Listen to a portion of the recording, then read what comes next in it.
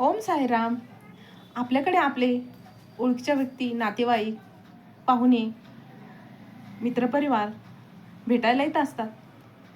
पण जर त्यांतील एखादे फक्त आपली आठवण आली व आपल्याला भेटण्यासाठी आले असे असेल तर आपल्याला त्यांचा वेगळाच आदर असतो व आपण नाही म्हटले तरी त्यांच्यासाठी शक्य ते करायला तयारच असतो.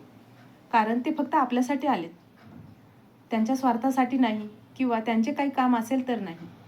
आणि त्यातील काही त्यांचे काही काम असते, काही काम पडते म्हणून येतात.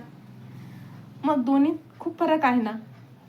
तसेच जेव्हा आपण मंदिरात जातो, देवाकडे जातो, तेव्हा जर आपण आपल्या स्वार्थासाठी, आपल्या कामासाठी गेलो तर देवाला फारसा आदर वाटत नाही किंवा आपल्याबद्दल देवाच्या मनातही फार आदर नसतो. देवही आपली मदत करतो पण तेवढीच.